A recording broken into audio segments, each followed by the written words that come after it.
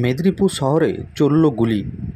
রবিবার রাত্রি নাগাদ মেদিনীপুর শহরের ২ নম্বর ওয়ার্ডের কুইকটা এলাকার আদিবাসী পাড়ায় রাতে হঠাৎ শূন্যে ফায়ারিং করে পালিয়ে যায় ২ যুবক, এমনটাই জানাচ্ছেন এলাকার মানুষেরা। ঘটনার পর চাঞ্চল্যের সৃষ্টি হয় এলাকায়। খবর পেয়ে ঘটনাস্থলে পৌঁছায় মেদিনীপুর কোতোয়ালি থানার পুলিশ।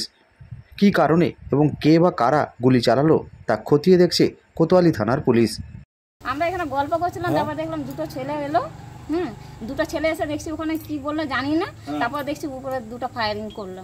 আমরা প্রথমে ভাবলাম যে হয়তো এমনি হয়তো কেউ কি করছে, হয়তো কোনো বমটম এমনি ফাটাচ্ছে। তারপর দেখছি না, আরেকবার যখন হলো তখন বলছে গুলি চলছে। তারপরে মিতালি দিকে বললাম, ঠিক আছে, আমি ছিলাম, দিদিও ছিল, দিয়ে মিতালি দিকে ফোন করলাম, বললাম যে দিদি দেখুন এটা কোথা থেকে 9:30 পরে মিটিং ভাঙার পরে সবাই আমরা মিটিং দেখতে এসে বসেছি। কোন মিটিং?